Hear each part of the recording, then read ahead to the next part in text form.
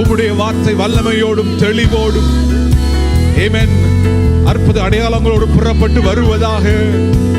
சாத்தியமாகுமே நிறைவே நீர் வாருமே நிறைவே நீர் வேண்டுமே நிறைவே நீர் போதுமே ஆவியான். We depend upon you Holy Spirit. நிறைவான ஆவியானவரே நிறைவே நீர் போதுமே ஆவியானவர் நீர் வாருமே நீர் வாருமே நீர் வாருமே நீர் வாருமே ஆவியானவர் நீர் வாருமே நீர் வாருமே நீர் வாருமே ஆவியானவரே நீர் வந்தா சூழ்நிலை. சர்ச் நீங்க பாடுங்க.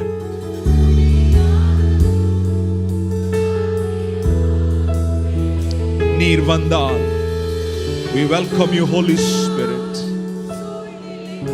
Take over, take over, take over.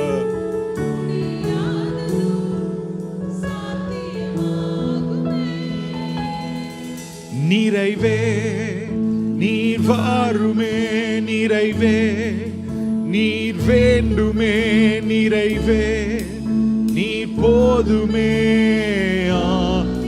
One last time நிறைவே நீர் வாருமே நிறைவே நீர் வேண்டுமே நிறைவே.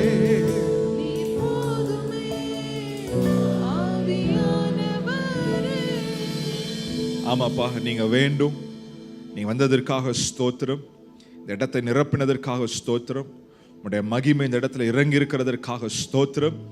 தொடர்ந்து இந்த வார்த்தையை ஆமென் என்னுடைய நாவிலிருந்து வருகிற ஒவ்வொரு வார்த்தையுமே நீர் போடுகிற வார்த்தைகளாக இருக்கட்டும். பரிசுத்த ஆவியான இந்த வார்த்தையை நீர் எடுத்து ஒவ்வொருடைய இருதயத்திலையும் நீர் கிரியை செய்வீராக. We have not come to listen to another sermon. ஏதோ ஒரு மெசேஜ் நாங்கள் கேட்க வரல, உம்முடைய சத்தத்தை கேட்க வந்திருக்கிறோம். ஆண்டவரே நாங்கள் ஒவ்வொருவரும் பக்தி விருத்தி அடைய பரிசுத்த ஆவியானவரே நீர் எங்களோடு இடைப்படுவீராக. இயேசுவின் நாமத்தில் ஜெபிக்கிறோம் நல்ல பிதாவே. ஆமென் ஆமென் ஆமென். கடந்த நாட்களுக்கு ஒரு ஃபியூ வீக்ஸ் முன்னாடி ஆண்டவர் எனக்கு கொடுத்த வார்த்தையை தான் நான் இன்றைக்கு உங்கள் மத்தியில் எடுத்து நான் பிரசங்கிக்க விரும்புகிறேன். போன வாரம் ஆக்சுவலாக நான் இந்த வேர்டை நான் யூத் மத்தியில் ஷேர் பண்ணேன். எக்ஸாக்ட் வேர்டு இல்லை, பட் ஃப்ரம் திஸ் டாபிக் நிறைய காரியங்களை இன்னைக்கு ஷேர் பண்ண போகிற காரியங்களை ஷேர் பண்ணேன். தென் இந்த வார்த்தைக்காக ப்ரிப்பேர் பண்ணும்பொழுது as I was preparing I felt in my heart இந்த வார்த்தை யூத்துக்கு மாத்திரம் இல்லை, இது எல்லாருக்குமே மிகவும் தேவை. அதாவது இந்த சத்தியம், நான் பேச போகிற சத்தியம் நம் ஒவ்வொரு கிறிஸ்தவனுடைய வாழ்க்கையிலையும் இது காணப்பட வேண்டும் அப்படின்ற ஒரு பேர்டன் எனக்குள்ள வந்தது. நான் பேச போகிற சத்தியம் ஏதோ ஒரு சீசன்ல ஏதோ ஒரு முறை உங்க வாழ்க்கையில நீங்கள் கடைபிடிக்க வேண்டிய ஒரு காரியம் அல்ல. வாழ்நாளில் ஏதோ ஒரு நாளில் கடைபிடிக்க வேண்டிய காரியம் அல்ல.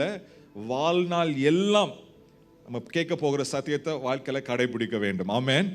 So all the days of our life we have to practice what we are going to learn today. நாம் கற்றுக்கொள்ள போகிற காரியத்தை நம்ம வாழ்க்கையில நீங்க அப்ளை பண்ணுங்க. நிச்சயமாக உங்க வாழ்க்கையில் ஒரு மாற்றத்தை நீங்கள் பார்ப்பீர்கள். ஆமென். Okay, so with this as our foundation நம்ம வாசிக்கலாம். ரோமர் 8ஆம் அதிகாரம் 14ஆம் வசனம். எல்லாரும் எடுத்துக்கோங்க. மைக்கில் வாசிக்கிறவங்க வாசிப்பாங்க. அவங்களோட இணைஞ்சு நம்ம எல்லாரும் சேர்ந்து வாசிக்க போறோம். ரோமர் 8:14. மேலும் எடுத்து ஒரு நிமிஷம், let's give some time for people. எல்லாம் எடுத்துக்கிட்டோம். Alright, நீங்கள் பைபிள் திருப்புகிற சத்தம் இன்னும் கேட்டுக்கொண்டே இருக்கிறது, அதனால வெயிட் பண்றோம். ஓகே, சரி, ரெடியா? வாசிப்போமா? Shall we read? ஓகே, வாசிக்கலாமா? எஸ், ஆல்ரைட், வாசிப்போம்.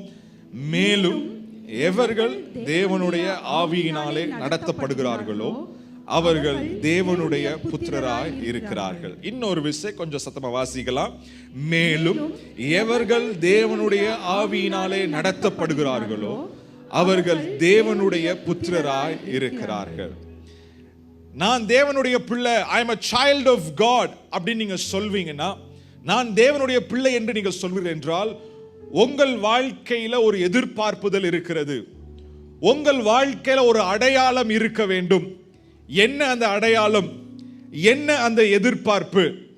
அது என்னவென்றால், நான் தேவனுடைய பிள்ளை என்று நாம் சொல்வோம் என்றால் நாம் தேவனுடைய ஆவியினாலே நடத்தப்படுகிறவர்களாக இருக்க வேண்டும். Amen, hallelujah. That is our identity.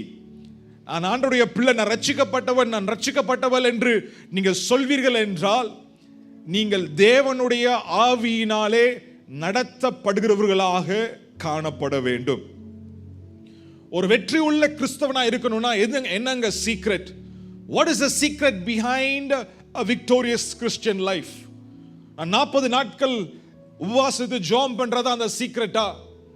நான் என் ஆவிக்குரிய வாழ்க்கையில இந்த காரியத்துல நான் இப்படி செஞ்சு அப்படி செஞ்சு என் நீதியை வெளிப்படுத்துகிற, என் பரிசுத்தத்தை வெளிப்படுத்துகிற காரியங்களை செய்தால்தான் அதான் ரகசியமா? இத்தனை நாட்கள் ஃபாஸ்டிங் போட்டு, இத்தனை நாட்கள் ஜெபம் பண்ணி, இத்தனை நாட்கள் முட்டி போட்டு பைபிள் வாசிச்சு, இதுதான் ரகசியமா? அது எல்லாம் நல்லதுதான், ஆனா அது ரகசியம் அல்ல. ஒரு வெற்றி உள்ள கிறிஸ்தவ வாழ்க்கை ஒரு மனுஷன் வாழணும், ஒரு விக்டோரியஸ் கிறிஸ்டியன் லைஃப் ஒருத்தன் வாழ வேண்டும் என்றால் secret is very simple. That person, அந்த நபர் ஆவியினாலே நடத்தப்படுகிறவர்களாக இருக்க வேண்டும். ஆமென், அல்லேலூயா.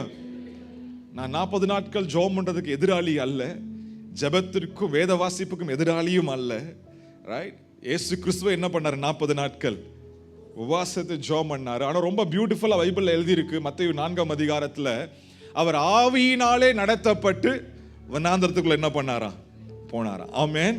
So 40 days fasting பண்ணாலும், இத்தனை நாட்கள் நான் பைபிள் வாசித்து நான் தனித்திருக்க போறேன் அப்படி சொன்னாலும் அது எங்க இருந்தா வரணும்? ஆவியினாலே நடத்தப்படுகிறது தான் இருக்க வேண்டும். ஆமென். ஸோ ஒரு ஜெயமுள்ள கிறிஸ்தவ வாழ்க்கைக்கு நம்ம வாழ வேண்டும் என்றால் நாம் ஒவ்வொருவரும் ஆவியினாலே நடத்தப்படுகிறவர்களாக இருக்க வேண்டும். ஒரு ஆமென் சொல்லுவோமா? நான் ஏன் ஆவியினாலே நடத்தப்பட வேண்டும்? Why should I be led by the Spirit? கலாத்தியர் 5ஆம் அதிகாரம், இதுல அதுக்குரிய பதில் இருக்கிறது. 5ஆம் அதிகாரம் 1ஆம் வசனத்தை ஃபர்ஸ்ட் வாசிப்போம். அதற்கப்புறம் நம்ம 16ஆவது வசனம் வாசிக்கலாம். இந்த வசனம் நம்ம ஒன்றொன்றாய் பார்க்க போகிறோம். கலாத்தியர் 5:1 எடுத்துக்கோங்க. அப்புறம் மைக்ல வாசிக்கிறவங்க வாசிங்க. ஆனபடியினாலே நீங்கள் மறுபடியும் அடிமைத்தனத்தின் நுகத்துக்கு உட்படாமல் கிறிஸ்து நமக்கு உண்டாக்கின சுயாதீன நிலைமையிலே நிலை கொண்டிருங்கள். இந்த வசனம் தமிழ்ல வாசிக்கும் போது ரொம்ப அப்படியே காம்ப்ளிகேட்டடா போற மாதிரி இருக்கு. ரொம்ப சிம்பிள். நான் உங்களுக்கு என்னோட வார்த்தைகளை, என்னோட அண்டர்ஸ்டாண்டிங்ல இருந்து நான் உங்களுடைய அண்டர்ஸ்டாண்டிங்கை நான் எடுத்து கொடுக்க விரும்புகிறேன். Okay, right? சொல்லுது, ஆனபடியினாலே நீங்கள் மறுபடியும் அடிமைத்தனத்தின் நுகத்திற்கு உட்படாமல். அப்படின்னா என்ன அர்த்தம்னா, ஒரு நாள் இருந்துச்சு நம்ம எல்லாருமே இந்த அடிமைத்தனம் அப்படின்ற அந்த பாவத்திற்கு கீழே நம்ம அடிமைத்தனப்பட்டவர்களாக நம்ம இருந்தோம். we were captives. நாம் பழைய மனிதன் என்ற ஒரு மனிதன், அதாவது கிறிஸ்துவை ஏற்றுக்கொள்வதற்கு முன்பதாக இருந்த அந்த வாழ்க்கை, அது பாவத்திற்கு கீழே, பாவத்திற்கு அடிமையான ஒரு மனிதனாக அவன் இருந்தான். ஸோ இங்க பால் சொல்றாரு, ஆனபடியினாலே நீங்கள் மறுபடியும் அந்த அடிமை, அந்த பழைய நிலைக்கு நீங்கள் போகாமல் இருக்கும்படிக்கு கிறிஸ்து நமக்கு உண்டாக்கின ஃப்ரீடம், அதுல நீங்க ஸ்ட்ராங்கா நில்லுங்க. அவ்வளவுதான் சொல்றார். கிறிஸ்து உங்களை விடுதலையாய் வாழும்படியாகவே உங்களை விடுதலையாக்கி விட்டார். இப்ப அவர் கொடுத்த விடுதலையில நீங்கள் உறுதியாய் நில்லுங்கள் என்று அவர் சொல்லுகிறார். ஆமென், அல்லேலூயா. நீங்களும் நானும் விடுதலையாய் வாழும்படியாக விடுதலையாக்கப்பட்டிருக்கிறோம். ஆமென். நீங்களும் நான் எப்படி பட்டிருக்கிறோம்? விடுதலையாய் வாழும்படியாக விடுதலையாக்கப்பட்டிருக்கிறோம். அந்த பாவ நிலையில இருந்து விடுதலையாக்கப்பட்டிருக்கிறோம். இங்க பால் சொல்றாரு, அந்த விடுதலையாக்கப்பட்ட நிலையில நீங்க உறுதியா நில்லுங்க. இங்கிலீஷ்ல ரொம்ப அழகா போட்டிருக்கோம், it is for freedom that Christ has set you free, stand firm, then do not let yourselves be burdened again by the yoke of slavery. Stand firm. உறுதியாய் நில்லுங்க, உறுதியாய் நில்லுங்க. இது பால் சொல்ற கட்டளை. ஆனா என்ன வாழ்க்கையில எப்படி பிரச்சனைனா, நம்ம உறுதியாய் நிக்கணும்னு ஆசைப்படுறோம், ஆனா உறுதியா நிக்க முடியல. உறுதியாய் நிற்கணும் என்று விரும்புகிறோம், ஆனால் பின்வாங்கி விடுகிறோம். உறுதியாய் முன்னேற வேண்டும் என்று வாஞ்சிக்கிறோம், ஆனா தடுக்கி விழுந்துடுறோம். எப்படி உறுதியாய் நிற்பது? என்னை ஆண்டவர் விடுதலையாக்கிட்டாரு, இந்த புது வாழ்க்கையை என் கையில கொடுத்துட்டாரு, அதை நான் என் வாழ்க்கையில பெற்றுக்கொண்டிருக்கிறேன். ஆனால் நான் எப்படி தொடர்ச்சியாக கண்டினியூஸ் தொடர்ச்சியாக நான் உறுதியாக நிற்பது? அநேக பேர் சொல்றது இதுதான். வாழ்க்கையில நான் முடிவெடுக்கிறேன், நான் இனிமேல் நான் அதை செய்ய மாட்டேன், இனிமேல் நான் இப்படி வாழுவேன் அப்படி நான் முடிவெடுக்கிறேன்.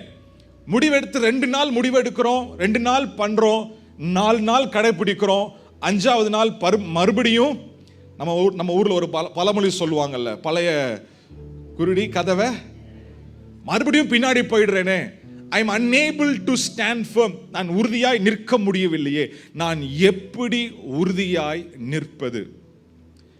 அந்த கேள்விக்கு பதில் 16ஆம் வசனத்துல வருது. வாசிப்போம் 16வது வசனம். பின்னும் நான் சொல்கிறது என்னவென்றால் ஆவிக்கேற்றபடி நடந்து கொள்ளுங்கள். இதாங்க ஆன்சர். ஆவிக்கு ஏற்றபடி நடந்து கொள்ளுங்கள், அப்பொழுது மாம்ச இச்சையை நிறைவேற்றாதிருப்பீர்கள். அப்பொழுது மாம்ச இச்சையை நிறைவேற்றாதிருப்பீர்கள். ஆவிக்கு ஏற்றபடி நடந்து கொள்ளுங்கள். தமிழ்ல நம்ம செய்யணும், ஏற்றபடி நடந்து கொள்ளுங்கள் அப்படின்னு வார்த்தை இருக்கு. ஆனா இங்கிலீஷ்ல ரொம்ப அழகா போட்டிருக்கு, let the Holy Spirit guide your life. பரிசுத்த ஆவியானவரை பின்தொடருங்கள், பரிசுத்த ஆவியானவர் உங்க வாழ்க்கையை நடத்தட்டும். அப்படி அந்த நடத்தைக்கு நீங்கள் விட்டு கொடுக்கும் பொழுது உங்களுடைய இச்சைகளை, உங்களுடைய மாம்ச இச்சைகளை நீங்கள் நிறைவேற்றாதிருப்பீர்கள். ஆமென், ஆமென். ஒரு இன்ஜின் எடுத்துக்கோங்களேன், ட்ரெயின் இன்ஜின் இருக்குது. அந்த இன்ஜினுக்கு பின்னாடி நிறைய என்ன பண்ணிருக்காங்கன்னா, அந்த போகிஸா சொல்லுவாங்க, கம்பார்ட்மெண்ட்ஸ். அந்த கம்பார்ட்மெண்ட்ஸை அந்த இன்ஜினோட இணைத்து விடுகிறார்கள். ஸோ அந்த இன்ஜினோட இணைத்த பிறகு அந்த இன்ஜின் எப்படி போகுதோ, எங்க போகுதோ, அங்கே இந்த எல்லா கம்பார்ட்மெண்ட்ஸ் என்ன பண்ணுது, போகுது. ரைட்? ஸோ இந்த compartments it is led by the engine அப்படின்னு சொல்லலாம். இந்த ஒவ்வொரு கம்பார்ட்மெண்ட்ஸும் இந்த இன்ஜினால வழிநடத்தப்படுகிறது என்று சொல்லலாம். அதே போல நம்முடைய வாழ்க்கையில் நிறைய கம்பார்ட்மெண்ட்ஸ் இருக்கிறது, நிறைய பகுதிகள் இருக்கிறது. நாம் இந்த எல்லா பகுதிகளும் எதோட இணைக்கப்பட வேண்டும்? பரிசுத்த ஆவியானவர் என்ற அந்த இன்ஜினோட நம்ம இணைக்கப்பட வேண்டும். ஆமென். அவருடைய நடத்தைக்குள்ள, அவருடைய வழிநடத்தலுக்குள்ள நம்ம இணைக்கப்படும் பொழுது நம்ம மாம்ச இச்சைகள் என்று நிறைய வரும். அதை நம்ம பார்ப்போம், ஒன்றொன்றா நம்ம பார்க்க போகிறோம். அதை ஒன்றும் நம்முடைய வாழ்க்கையில நிறைவேற்றாமல் இருப்போம். ஆமென். ஏன்னா இந்த மாம்சம் தான் நம்மளை விழ வைக்குது, இந்த மாம்ச இச்சை தான் நம்மளை பின்வாங்க வைக்குது, இந்த மாம்ச இச்சை தான் நம்மளை தடுத்து விழ வைக்கிறது.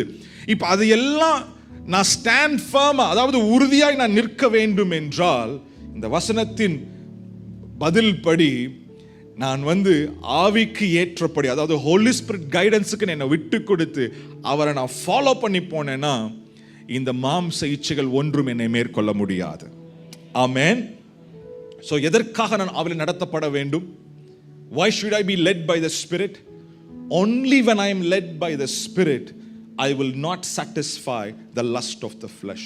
நான் ஆவியில எதற்காக நடத்தப்பட வேண்டும்? நான் ஆவியில நடத்தப்பட்டால் மாத்திரம்தான் நான் விழாமல் உறுதியாய் நின்று இயேசுவுக்காக வாழ முடியும். ஆமென். நான் சொன்னது இதுவரைக்கும் புரிஞ்ச ஒரு ஆமென் சொல்லுங்க. ஹல்லேலூயா, ஹல்லேலூயா. பாருங்க, ஒரு மனுஷன் இயேசுவை ஏற்றுக்கொண்டதற்கு அப்புறம், ஒரு மனுஷன் தன்னுடைய வாழ்க்கையை கிறிஸ்துவுக்கு ஒப்பு கொடுத்ததற்கு அப்புறம் அவனுக்கு 3 எதிரிகள் இருக்கிறார்கள். 3 எதிரிகள். முதலாவது எதிரி நம்ம எல்லாருக்கும் தெரிஞ்ச எதிரி, அவன் பேரு சாத்தான். யாராச்சும் சாத்தானுக்கு ஃப்ரெண்டா இருக்கீங்களாங்க? இல்ல, யாருமே கிடையாதுல்ல. We are all enemies to Satan. நமக்கு ஒரு பெரிய எதிரி இருக்கிறான், அவன் பேர் என்ன? கொஞ்சம் பேசுங்களேன். பேசுவது உங்களுக்கும் நல்லது, எனக்கும் நல்லது. ஆமென். முதல் எதிரி யாரு? சாத்தான். ஓகே. அவன் நன்மை செய்ய வரல, அவன் வந்து உங்களுக்கு வாழ்க்கையில பிரச்சனைகளை நன்மையாய் மாற்றவும் வரல. அவன் வந்ததே பிரச்சனை கொடுப்பதுக்கு தான். ஓகே, யோவான் 10:10 நம்ம அதை வாசிக்கிறோம். ஸோ சாத்தான் நமக்கு முதல் எதிரி. ரெண்டாவது எதிரி யாருன்னா வேர்ல்டு. எல்லாம் சொல்லுங்க, வேர்ல்டு, உலகம். உலகம் என்று சொன்ன உடனே நீங்க பார்க்கிற உலகத்தை நினைச்சிடாதீங்க, பார்க்கிறவங்க எல்லாம் எதிரியா பார்க்காதீங்க. நான் உலகம் என்று சொல்வேன் என்றால் அது எதை குறிக்கிறது? பைபிள் நம்ம வாழ வேண்டிய சில ஆலோசனைகளை, சில வழிபாடுகளை ஆண்டவர் வார்த்தை, அதாவது பைபிள்ல எழுதி கொடுத்திருக்கிறார். ஆனா இந்த காலகட்டத்தில் இந்த உலக யோசனைகள், இந்த உலக போதனைகள், இந்த உலக சிந்தனைகள் என்ன பண்ணுதுன்னா, பைபிள் நமக்கு எழுதி கொடுத்தது இதெல்லாம் இப்படி கிடையாது, இப்படி வாழ முடியாது, இதெல்லாம் அவசியம் இல்லை என்று வார்த்தையை ரீடிஃபைன் பண்றாங்க. அப்படின்னா வேர்ட் ஆஃப் காட், கர்த்தர் கொடுத்திருக்கிற வேர்டை அவங்க ரீடிஃபைன், மாற்றி எழுதி, இதுதான் இந்த காலகட்டத்தில், இது மாடர்ன் வேர்ல்டு, இது வந்து சயின்டிஃபிக் வேர்ல்டு, இது வந்து டிஜிட்டல் ஏஜ் அப்படின்னு சொல்லிட்டு நிறைய காரியங்களை, வேதம் சொல்லி கொடுத்த காரியங்களை, வேதம் பின்பற்றுங்கள் என்று சொல்லுகிற காரியங்களை அவர்கள் மாற்றி அமைக்கிறார்கள். பாருங்க, அந்த சிந்தனை, அந்த யோசனை, அந்த வழிபாடுகள் தான் உலகத்தின் வழிபாடு. நான் சொல்றது புரியுதா உங்களுக்கு? ஓகே, அது கூட நம்ம ஒத்து போக முடியாது, அது கூட கைகோர்த்து நடக்க முடியாது. அது உங்களுக்கும் எனக்கும், அதாவது தேவனுடைய பிள்ளைகளுக்கு அது ஒரு எதிரியாக இருக்கிறது. ஆமென். இன்னும் கொஞ்சம் எக்ஸ்பிளைன் பண்றேன், உங்களுக்கு புரியும். மேரேஜ் எடுத்துக்கோங்க. மேரேஜ், ஏன்னா இது எல்லாருமே ரிலேட் பண்ற ஒரு காரியம், அதனால தான் I want to use this example.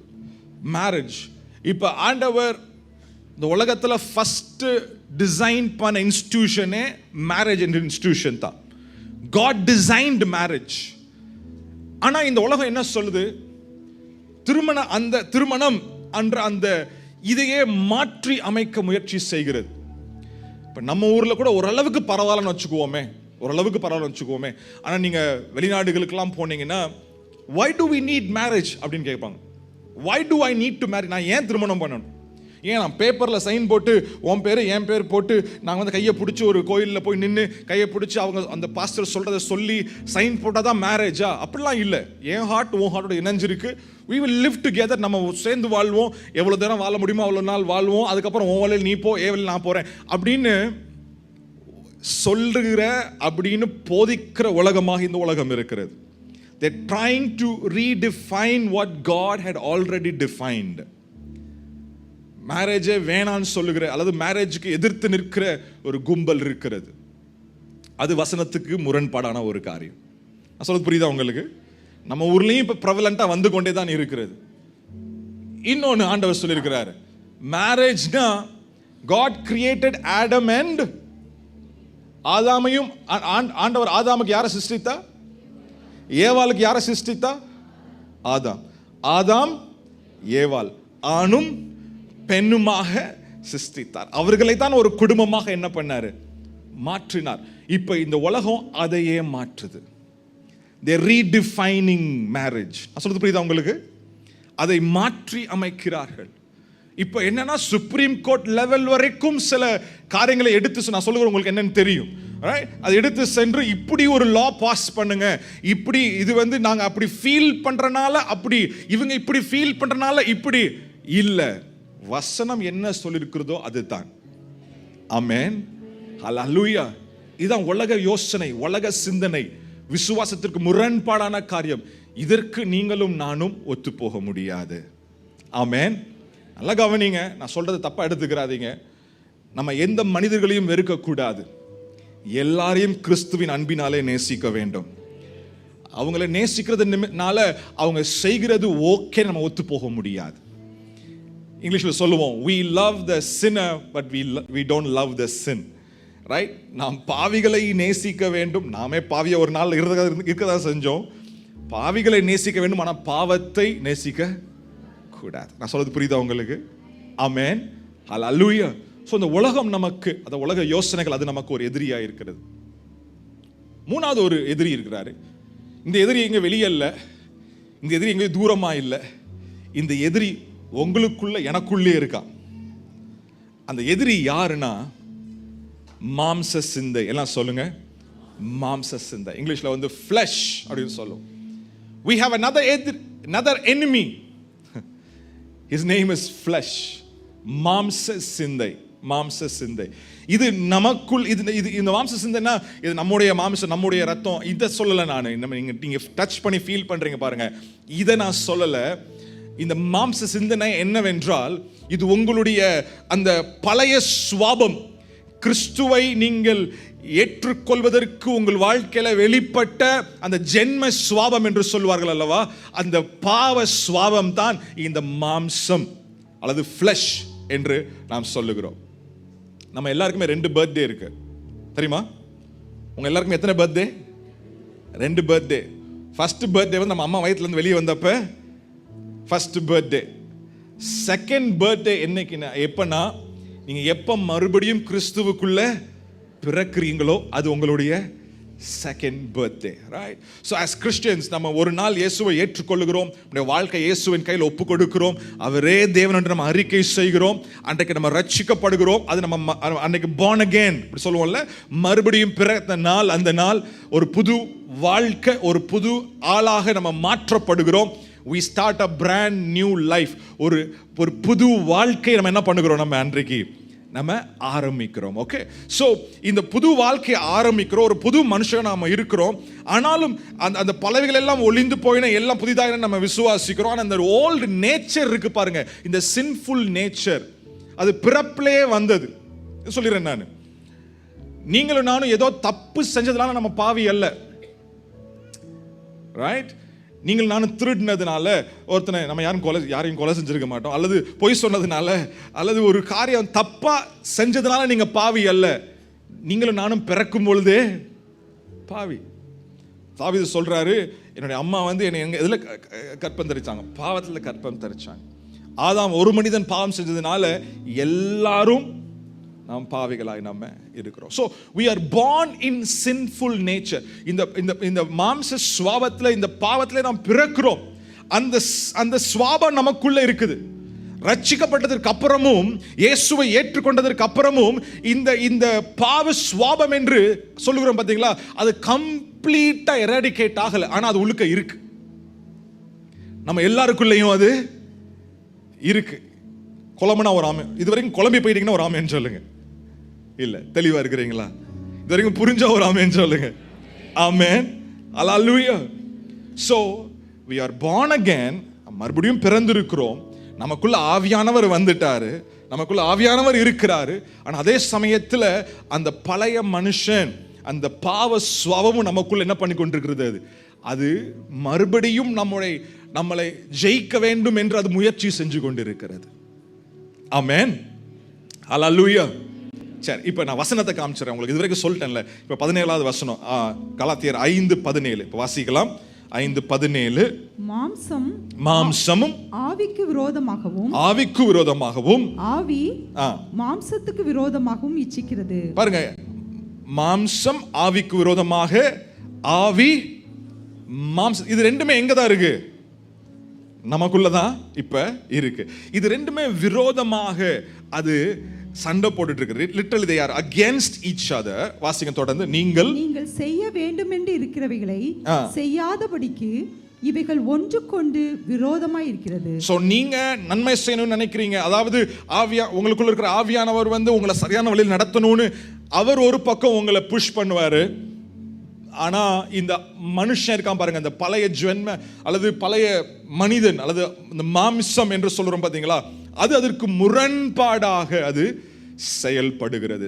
இன்னும் கொஞ்சம் தெளிவாய் இன்னொரு வசனத்தை பார்க்கலாம். ரோமர் 8ஆம் அதிகாரம், ரோமர் 8 6ஆம் வசனம், 7ஆம் வசனம், 8ஆம் வசனம். Okay, 3 verses. Romans chapter 8 verse 6 to 8. மாம்ச சிந்தை மரணம். நல்லா கவனிங்க. மாம்ச சிந்தை மரணம், ஆவியின் சிந்தையோ ஜீவனும் சமாதானமும். எல்லாம் சொல்லுவோமா? ஆவியின் சிந்தை ஜீவனும் சமாதானமும். ஆமென். இந்த வார்த்தை உங்களுக்குள்ள ஆழமாய் போகட்டும். ஆவியின் சிந்தை, ஜீவனும் சமாதானம். சோ மாம்ச சிந்தைன்னு ஒன்று இருக்கிறது, ஆவியின் சிந்தைன்னு ஒன்று இருக்கிறது. இங்க இது வேற எங்கேயும் வெளியே எங்க இல்லை, நமக்குள்ள என்ன பண்ணுது? அது இருக்கிறது. இப்ப 7வது வசனம் வாசிங்க. எப்படி என்றால் மாம்ச சிந்தை தேவனுக்கு விரோதமான பகை. அது தேவனுடைய நியாய பிரமாணத்துக்கு கீழ்ப்படியாமலும் கீழ்ப்படிய கூடாமலும் இருக்கிறது. சோ இந்த மாம்ச சிந்தைக்கு வேலையே தேவனுக்கு விரோதமாக செயல்படுவதுதான். இந்த மாம்ச சிந்தையின் வேலையே உங்களுக்குள்ள ஆவியானவர் இருக்கிறார், உங்களுக்குள்ள இருந்து ஆவியானவர் சகல சத்தியத்தையும் போதிக்கிறாரு, உங்களுக்குள்ள சகல சத்தியத்தை நடக்க அவர் வழி நடத்துகிறாரு. இப்ப இந்த மாம்ச சிந்தையோட வேலையே இந்த ஆவிக்கு எதிராக போரிடுவது தான். எல்லாம் சொல்லுங்க, போரிடுவது தான். நீங்க அது கீழ்ப்படியாமலும் கீழ்ப்படிய கூடாமலும் என்ன பண்ணுது? அது உங்க வாழ்க்கையில இருக்குது, உங்களை கீழ்ப்படிய விடாது. It will try to push you towards disobedience. 8வது வசனம், மாம்சத்துக்குட்பட்டவர்கள் தேவனுக்கு பிரியமாய் இருக்க மாட்டார்கள். இந்த மாம்சத்தை நம்ம விட்டு கொடுத்துட்டோம்னா நமக்கு தேவனுக்கு பிரியமாய் வாழ முடியாது. ஆமென். நம்ம ஃபர்ஸ்ட் ஆரம்பிச்ச வசனமே அதான். 8:14 வாசிச்சோம்ல, நாம் தேவனுடைய பிள்ளைகளா இருக்கிறோம் என்றால் நாம் எப்படி இருக்க வேண்டும்? ஆவியினால் நடத்தப்படுகிறவர்களாக இருக்க வேண்டும். இங்க மாம்சத்தினால் நடத்தப்பட்டோம் என்றால் நாம் தேவனுக்கு பிரியமாய் இருக்க முடியாது. ஆமென். ஹல்லேலூயா. If you want to please God in your life, you need to walk in the spirit. நீங்க தேவனை பிரியப்படுத்த வேண்டுமா, நீங்க ஆவியில நடக்க வேண்டும். ஆமென். ஹல்லேலூயா. சரி, இப்போ எல்லாம் கொஞ்சம் என்னை பாருங்க, ஏன்னா இதுவரைக்கும் நிறைய வசனங்களை உங்களுக்கு காமிச்சிட்டேன். So I want to just illustrate this point. இந்த பாயிண்ட் உங்களுக்கு கொஞ்சம் இல்லஸ்ட்ரேட் பண்ணி இன்னும் கொஞ்சம் ஆழமாக உங்களுக்கு புரியும்படியாக பரிசுத்த ஆவியானவர் நமக்கு உதவி செய்வாராக. ஆமென். ஹல்லேலூயா. ஸோ ஒவ்வொரு நாளும் ஒரு கிறிஸ்தவனுடைய வாழ்க்கைக்குள்ள மாம்ச சிந்தைன்னு ஒன்று இருக்கிறது, ஆவியின் சிந்தைன்னு ஒன்று இருக்கிறது. இந்த ரெண்டுமே கைகோர்த்து ஃப்ரெண்டு தோல் மேல தோல் போட்டு நடக்க முடியாது. ஆவி மாம்சத்துக்கு விரோதமாகவும் மாம்சம் ஆவிக்கு விரோதமாகவும் அது செயல்பட்டு கொண்டிருக்கு. இது நம்முடைய நிலை. There is a war going on inside of your life. உங்க சிந்தனைக்குள்ள, உங்க மனசுக்குள்ள ஒவ்வொரு நாளும் ஒரு யுத்தம் நடந்து கொண்டிருக்கிறது. அது ஆவிக்கும் மாம்சத்திற்கும் நடக்கிற ஒரு யுத்தம். எத்தனை பேர் டக் ஆஃப் வார் அப்படின்னு கேள்விப்பட்டிருக்கிறீங்க? ஒரு ரோப் இருக்கும், ஒரு ரோப்ல ஒரு பக்கம் ஒரு குரூப் இழுப்பாங்க, இன்னொரு பக்கம் என்ன பண்ணுவாங்க? இன்னொரு குரூப் இழுப்பாங்க. I want my volunteers to come up please. Right, வேகமாக ஓடுவாங்க மேலே. இப்போ பார்த்தீங்கன்னா என் கையில் இப்போ ஸ்டேஜில் ஒரு பெரிய ரோப் வச்சிருக்கிறோம். இருக்கிறதுலையே ஊர்லேயே சின்ன ரோப்பை கண்டுபிடிச்சு கொண்டு வந்திருக்கிறோம் நாங்கள். ஆல்ரைட், இப்போ இதான். இப்போ can you please pick up the rope? Okay, இவர் எடுத்துக்குவார் இந்த சைடு. நல்லா டைட்டாக பிடிச்சிக்கோங்க ரோப்பை. Okay, alright, wonderful. இப்போ இவர் தான் ஆவியின் சிந்தை. எல்லாம் சொல்லுங்க, இவர் யாரு? ஆவின்னு அந்த பயப்படுற ஆவி இல்லை, இவர் நல்ல ஆவி. Okay, so is the mind of the spirit. Okay, அதனால ஆவியின் சிந்தை இது. அப்போ இது எதவா இருக்கும்? இவர் கொஞ்சம் முறைச்சு பார்க்காதீங்க, மாம்ச சிந்தனை அப்படின்னு முறைச்சு பார்க்காதீங்க. நல்ல தம்பி. ஓகே, ஊழியம் பண்ணுற தம்பி, முழு நேரம் ஊழியம் பண்ணுற தம்பி, ரெண்டு பேரும் முழு நேரம் full time workers. Okay, so இந்த சைடு ஆவி சிந்தை, இந்த சைடு மாம்ச சிந்தை. இப்போ என்ன நடக்குது? ஒவ்வொரு நாள் நம்முடைய மனசுல நம்ம ரட்சிக்கப்பட்டிருக்கோம்ல, நமக்குள்ள ஆவியானவர் இருக்கிறார்ல, இப்போ அவருடைய வழிகளை நடத்துவதற்கு அவர் நம்மளை என்ன பண்றாரு? ஏவுகிறார். நம்மளை ஜென்டிலா, ஆவியானவர் ஜென்டில் ஸ்பிரிட், நம்மளை ஃபோர்ஸ் பண்ணி புஷ் பண்ணிலாம் பண்ண மாட்டாரு. ஜென்டிலா வழி நடத்துவார், ப்ராம்ப்ட் பண்ணுவார். அப்போ அப்படியாக ஆவியானவர் நம்ம நடுவில் இருக்கிறோம். ஓகே, நம்ம என்ன பண்றாரு? அவருடைய வழியின்படி நடக்கிறதுக்கு அவர் என்ன பண்றாரு? நம்மளை ஏவுறாரு. ஆனா இந்த மாம்சம் இருக்கு பாருங்க, விடவே விடாது. அது எதிர்பக்கம் இவன் ரட்சிக்கப்பட்டாலும் பரவாயில்ல, நான் என்ன பண்ண மாட்டேன், இவனை நான் விட மாட்டேன் அப்படின்னு சொல்லிட்டு ஒவ்வொரு நாளும் இந்த மாம்சமும் எதிர்பக்கம் என்ன பண்ணுது? நம்ம இழுக்கிறது. இப்ப புரிஞ்சவங்களுக்கு, ஒரு மனுஷன் நம்ம மைண்டுக்குள்ள ரெண்டு பக்கம் என்ன பண்றோம்? நம்ம இப்ப இழுக்கப்படுகிறோம். சொல்றது புரிஞ்ச ஒரு ஆமேன்னு சொல்லுங்க. ஓகே, இப்போ ஒரு எக்ஸாம்பிள், ஒரு சினாரியோ கொடுக்கலாம். என்ன சினாரியோனா, இப்போ என்னை யாரோ ஹர்ட் பண்ணிட்டாங்க. I am terribly hurt. நான் ரொம்ப காயப்பட்டேன். பயங்கர கோபமாக இருக்குது, பயங்கர கோபம். இப்போ இந்த மாம்சம் சொல்லும், உன்னை கோபப்படுத்திட்டான் பார்த்தியா, உன்னை கஷ்டப்படுத்திட்டான் பார்த்தியா, நீ தப்பே செய்யலை, ஆனால் என்ன பண்ணிட்டான், உன் மேலே தப்பு பழி போட்டாங்க, உன்னை ஹர்ட் பண்ணிட்டாங்க. இப்பதான் உனக்கு சான்ஸ். நீ என்ன பண்ணு, நல்லா கிழிக்கிற மாதிரி 2 வார்த்தை என்ன பண்ணு, நீனு கேளு. நான் உங்களை பத்தி பேசுறேன், நான் என்னைய பத்தி தான் பேசுறேன். நீங்களும் ரொம்ப நல்லவங்க. அவங்களுக்கு உரைக்கணும். நீ சொல்ற ஒவ்வொரு வார்த்தையும் உள்ள போய் என்ன பண்ணணும், அப்படியே வெட்டணும். வெயிட் பண்ண, யாரும் சொல்றீங்களான்னு பார்த்து அப்படின்னு இந்த மாம்சம் இப்ப வந்து எனக்குள்ள இப்ப பேசும். ஆமா, நான் ஒன்றும் தப்பு செய்யலையே, நான் கரெக்டாக தானே வாழ்ந்தேன். ஆனால் என்னை இப்படி தப்பு பழி போட்டாங்கல்ல, அவங்க மேலே தான் நான் பள்ளி இருக்கு. அப்போ நான் கண்டிப்பாக என்ன பண்ணணும், நான் போய் 2 வார்த்தைகள் நான் பேசணும். இப்போ மாம்சம் வந்து என்ன பண்ணும், என்னைய இந்த சைடு இழுக்கும். It will pull me towards this. இப்போ நான் ரசிக்கப்பட்டிருக்கிறேன், எனக்குள்ள ஆவியானவர் இருக்கிறாரு. இப்போ ஆவியானவர் எனக்குள்ள பேசுவார். டேய், கெட்ட வார்த்தை ஒன்றும் வாயிலிருந்து வரக்கூடாது. கெட்ட வார்த்தைனா நான் உலகத்தில் பேச கெட்ட வார்த்தை இல்லை, பக்தி விருத்தி இல்லாத எல்லா வார்த்தையுமே கெட்ட வார்த்தை தான். இப்போ ஆவியானவர் சொல்றாரு, நீ அப்படி கிழிக்கிற மாதிரிலாம் ஒன்றும் என்ன பண்ண வேண்டாம், பேச வேண்டாம். நீ என்னோட அன்பை வெளிப்படுத்து. நான் உன்னை மன்னிச்சேன்ல, அது போல என்ன பண்ணு, நீ அவங்கள மன்னி, விட்டு கொடு. மாம்சம் விடாது. அது எப்படி ஒன்னால விட முடியும்? அது எப்படி ஒன்னால அதை சகிச்சு கொள்ள முடியும்? No. Spirit will say let go. The flesh will say don't let go. நான் சொல்ல உங்களுக்கு புரியுதா? இப்போ நான் எதுக்கு விட்டு கொடுக்க போறேன்? எதுக்கு விட்டு கொடுக்க போறேன்? இன்னொரு சினாரியோ எடுத்துக்குவோம். Husband wife. Okay, husband wife சண்டை வந்துருச்சு. இப்போ நீங்களாம் ரொம்ப நல்லவங்க, நீங்களாம் யாருமே சண்டை போட மாட்டீங்க. நான் என்னைய பற்றியே நான் பேசிக்கிறேன். இப்போ ஓகே, இப்போ ஹஸ்பண்ட் ஒய்ஃபுக்குள்ள பிரச்சனை. ஹஸ்பண்டு அவர் எப்போ பார்த்தாலுமே, ஹஸ்பண்ட் எப்போவுமே, நான் உங்களை என்னை பற்றி நான் பேசுகிறேன், நமக்கு ஒன்றுமே மனசில் என்ன பண்ணாது, நம்ம மறந்துடுவோம். காலையில் காஃபி குடிச்சோமா டீ குடிச்ச கூடமா சில என்ன பண்ணியாது நமக்கு தெரியாது. நம்மளாம் ரொம்ப நல்லவங்க. ஓகே, இப்போ ஹஸ்பண்ட் ஒரு பக்கம் இருக்கிறாரு, ஒய்ஃப் இன்னொரு பக்கம் இருக்கிறாங்க. ஏதோ ஒரு கருத்து வேறுபாடு வந்துருச்சு, இப்போ சண்டை வந்துருச்சு. இப்போ இவங்களுக்குள்ள பத்துக்கிட்டு இப்போ எரியுது. நானும் எத்தனை நாள் தான் பொறுத்துட்டு இருக்கிறது, நானும் எத்தனை நாள் தான் விட்டு கொடுத்து போகிறது. I can not handle this anymore. இப்போ இவங்களுக்குள்ள இப்போ மாம்சம் பேச ஆரம்பிக்கும். இதான் நல்ல சான்ஸு, உன் ஹஸ்பண்டை விட்டுறாத, நல்லா கேளு. சண்டையே அவரையும் டேமேஜ் பண்ணு, அவருடைய ஹோல் ஹிஸ்டரியை என்ன பண்ணு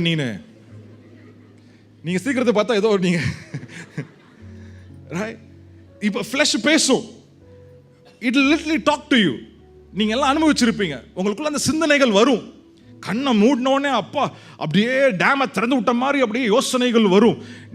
இந்த ஒரு பிரச்சனையில் ஆரம்பிக்காது, இது ஆரம்பிக்கும் காந்தி பிறந்த நாள்ல இருந்து என்ன பண்ணும் பிரச்சனைகள். இப்போ அந்த ஆரம்பிக்கும்.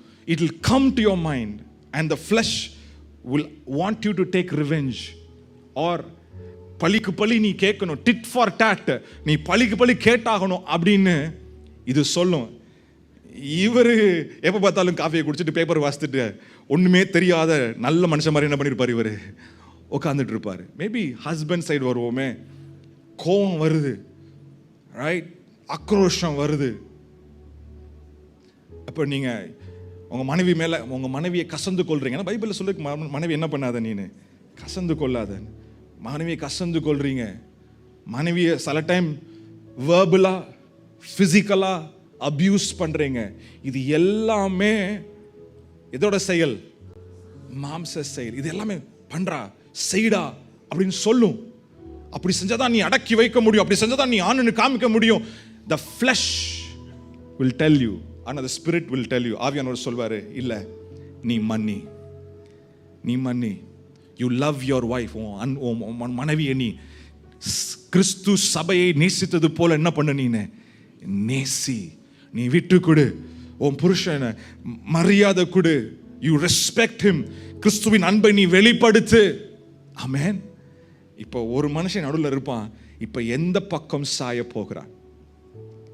மாம்சத்தின் பக்கமா, ஆவியின் பக்கமா? என்ன தெரியுமா ரிசல்ட்?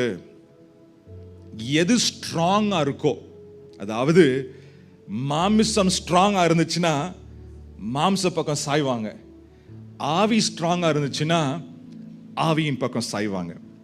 ஆமென். ஆவி சொல்லும், உனக்கு டைம் இருக்குல்ல, ஆவி நடத்துவாரு, உனக்கு டைம் இருக்குல்ல, spend time in the word of God. கர்த்தருடைய வசனத்துல நீ உட்காரு, வந்து வாசி, ஜாம் பண்ணு அப்படின்னு ஆவியானவர் உங்களை ஜென்டிலா ஏவுவாரு.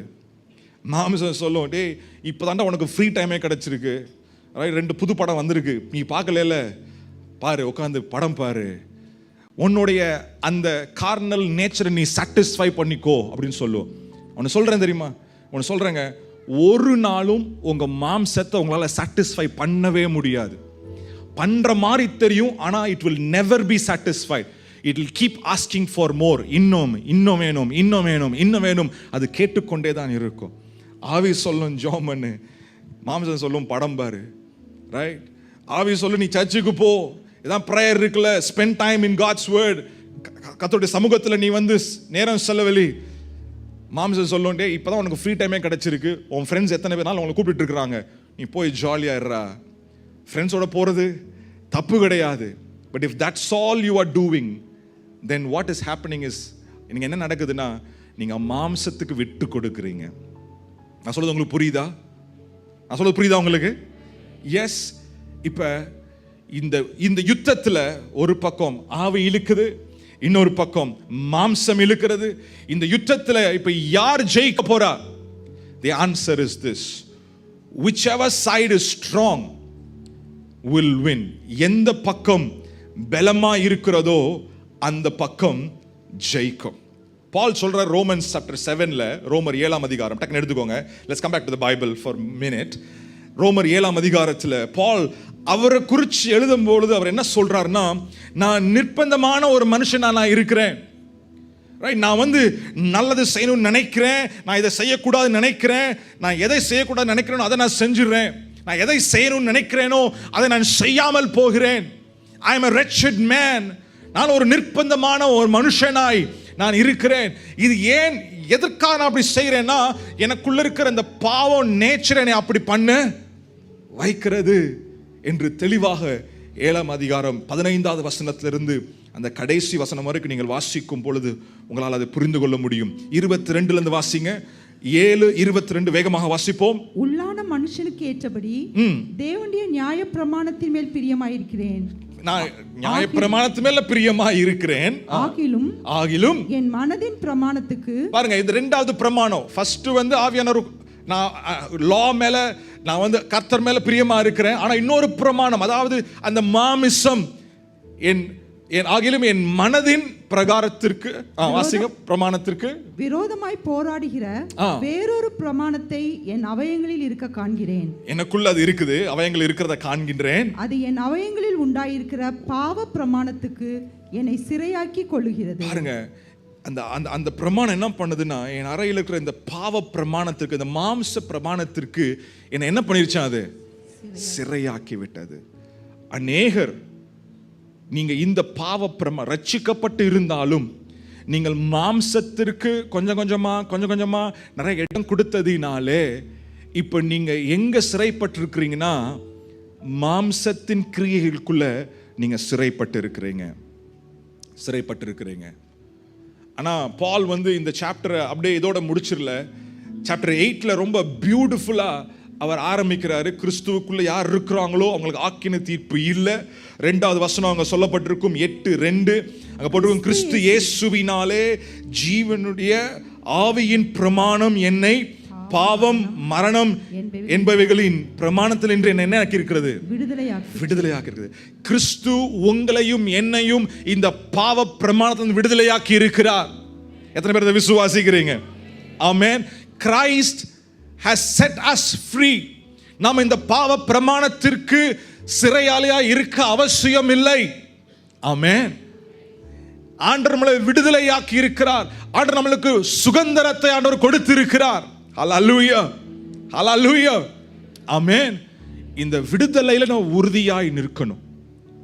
என்னோட மெயின் மெசேஜ் அங்கதான் வரேன். இப்ப எப்படி இந்த உறுதியாய் நான் நிற்பது? நல்லா கவனிங்க. இந்த 2 பிரமாணம், இது என்னது? ஆவியின் சிந்தை, இது வந்து மாம்ச சிந்தை.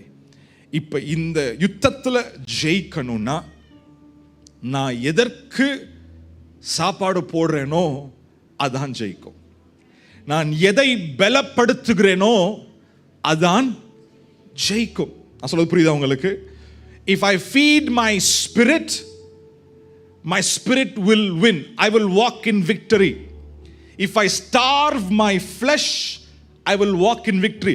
நான் கொடுக்க வேண்டிய ஆவிக்குரிய ஆகாரத்தை கொடுத்து ஆமென். கொடுக்க கூடாத காரியங்களை கொடுக்காமல் நான் என்னுடைய மாம்சத்தை பட்டினி போட்டேன்னு வச்சுக்கோங்களேன், then I will walk in the spirit. நான் சொல்றது புரியுதா உங்களுக்கு? ஆனால் என் ஆவிக்கு நான் நிறைய சாப்பாடு போட்டு என்னுடைய மாம்சத்திற்கு நான் நிறைய சாப்பாடு போட்டு அதை வளர்த்தேன்னா நான் என்ன பண்ணுவேன்? இப்ப அதற்கு நான் சிறையாய் மாறிவிடுவேன். ஆமென். ஹல்லேலூயா, ஹல்லேலூயா. கலாத்தியர் 5ஆம் அதிகாரத்துக்கு வருவோம் வேகமாக. Guys, you can stand for a few more minutes, okay? கலாத்தியர் 5ஆம் அதிகாரம்.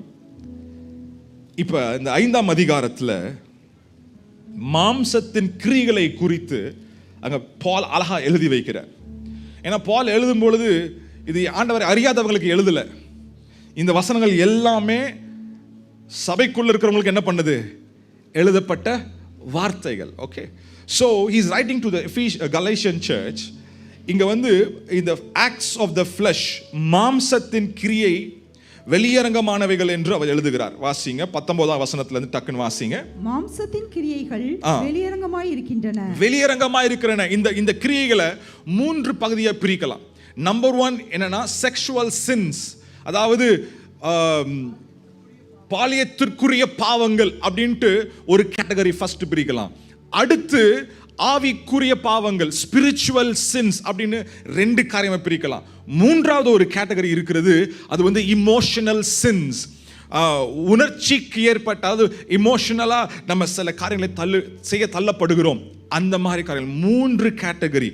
ஸோ ஃபர்ஸ்ட் கேட்டகரி பார்ப்போம். இந்த பாலியத்திற்குரிய பாவங்கள் என்ன? வாசிங்க. அவையாவன விபச்சாரம் நமக்கு நல்லா நிறைய தெரியும், நான் எக்ஸ்பிளைன் பண்ண அவசியம் இல்லை. அந்த திருமணம் என்ற வட்டத்திற்கு வெளியே சென்று நீங்கள் எந்த காரியங்களை செய்தாலும், அதாவது தவறான காரியங்களை செய்தாலும் அது விபச்சாரத்திற்கு ஈடா இருக்குது. நியூ டெஸ்ட்மெண்ட்ல நம்முடைய ஸ்டாண்டர்ட் குறைஞ்சு போகல. கிருபையின் நாட்கள்ல நம்ம ஸ்டாண்டர்ட் குறையல, இன்ஃபேக்ட் கூடி இருக்கு. எல்லாம் சொல்லுங்க, கூடி இருக்கு. பல ஏற்பாட்டில் நீங்க போய் அந்த ஆக்டுக்குள்ள இன்வால்வ் பண்ணா அது விபச்சாரம். புதிய ஏற்பாட்டில் இயேசு சொன்னாரு, நீ ஒரு பொண்ணை தவறான இச்சையின் பார்வையில பார்த்தாலே அது எதற்கு ஈக்குவலா இருக்கு பாருங்க. அப்ப எவ்வளோ ஹை ஸ்டாண்டர்ட் நம்ம வாழணும். ஆமென். சொந்த சுய முயற்சி நம்மளால இருக்க முடியாது, ஆவியானவர் உதவியால் மாத்திரம் தான் அதை செய்ய முடியும். ஆமென். ஹல்லேலூயா. அந்த பாவத்தில் விழாமல் இருக்க முடியும். ஓகே, சோ இங்க இந்த மாம்சத்தின் கிரியைகளை சொல்லுகிறார். விபச்சாரம், வேசித்தனம். வேசித்தனம் என்றால் இப்படி ஒரு எக்ஸ்பிளனேஷன் கொடுக்கலாம். விபச்சாரம் என்பது திருமணத்திற்கு அப்புறம், வேசித்தனம் என்பது திருமணத்திற்கு முன்பதாக, ப்ரீ மேரிட்டல்.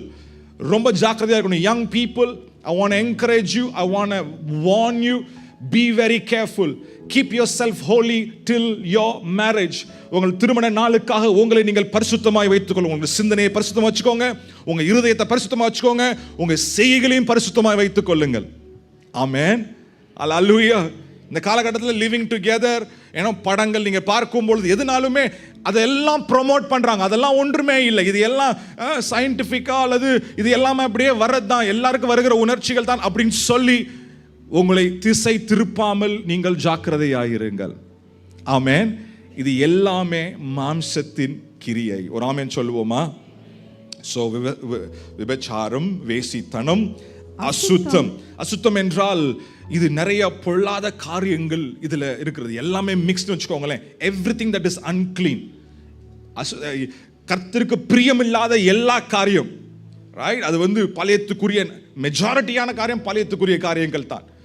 நான் ஏன் இந்த டைம் எடுக்கிறேன்னா, we see people struggling with sexual sins. திருமணமானவர்களும் சரி, திருமணம் ஆகாதவர்களும் சரி, அநேகர் இந்த காரியங்களில் யுத்தம் பண்ணி கொண்டு இருக்கிறார்கள். ஏன்னா நம்ம வாழ்ற சொசைட்டியை எல்லாவற்றையுமே அவர்கள் எதிர்மறையாக தான் போர்ட்ரே பண்றாங்க. ஒரு அட்வர்டைஸ்மெண்ட் போட்டாலுமே அதுலயுமே அந்த காரியங்கள் காணப்படுகிறது. ஸோ நம்ம ரொம்ப ரொம்ப ஜாக்கிரதையா இருக்க வேண்டும். நான் சொல்லது ஆமோது தல ஒரு ஆமேன்னு சொல்லுங்க. ஆமென். அசுத்தமான காரியம். Right? Even if you're married, if you're stuck in pornography, even married men are stuck in pornography. It's a sad thing. ஆனால் அதை விட்டு நீங்கள் வெளியே வராம இருந்தீங்கன்னா உங்க திருமண வாழ்க்கையில நீங்க சந்தோஷமா இருக்கவே முடியாது. மிகவும் ஜாக்கிரதையா இருங்கள். நான் சர்ச்ல மெச்சூர் ஆடியன்ஸ் கிட்ட தான் பேசுறேன். So I believe, I hope everybody will understand. Right? அது வந்து ஒரு ஒரு ஒரு ஆழமே இல்லாத ஒரு ஒரு குழி மாதிரி. நான் கண்ட்ரோல் பண்ணிடுவேன், நான் வெளியே வந்துடுவேன். இல்லை, you will get sucked into it. இந்த மாம்சம் உங்களை சிறைப்படுத்தும். அதுக்கப்புறம் உங்களால் கர்த்தருடைய பிரசன்னத்தை உணர முடியாது, வர்ஷிப் பண்ண முடியாது. ஃபேக் பண்ணலாம் வர்ஷிப் பண்ணுற மாதிரி, ஆனால் உண்மையாகவே ஒரு கனெக்ஷன் இருக்காது. உங்கள் பிள்ளைகளோட நீங்கள் சந்தோஷமாக இருக்க முடியாது, உங்கள் ஒய்ஃபோட உங்கள் சந்தோஷமாக, உங்கள் ஹஸ்பண்ட் சந்தோஷமாக இருக்க முடியாது. உங்கள் வாழ்க்கையை அது சின்ன பின்னமாக்கிவிடும். அசுத்தமான காரியங்கள் உங்கள் வாழ்க்கையில் இல்லாமல், அது வந்து மாம்சத்தின் கிரியை, காம விகாரம் என்று நாம் பார்க்கிறோம். அது வந்து பாவம் செய்கிறதுக்கே ஒரு எக்ஸ்ட்ரீமுக்கு போயிடுறாங்க. இது எல்லாமே பால் உணர்வுக்குரிய அந்த அந்த அந்த பாவங்கள். அடுத்து பார்த்தீங்கன்னா விக்கிர ஆராதனை, பில்லிசூனியம், spiritual sin, witchcraft, idolatry. விக்கிர ஆராதனை கர்த்தருக்கு பிரியமில்லாத காரியம். பில்லிசூனியம் கர்த்தருக்கு பிரியமில்லாத காரியம். ஜோசியம் பார்க்கறது கர்த்தருக்கு பிரியமில்லாத காரியம். குறி சொல்லி குறி பார்க்கறது கர்த்தருக்கு பிரியமில்லாத காரியம். ஆமென், அல்லேலூயா. எந்த ஜோசியக்காரன் கையில் போயிட்டு உங்கள் கை என்ன பண்ணாதீங்க, நீங்கள் நீட்டாதீங்க.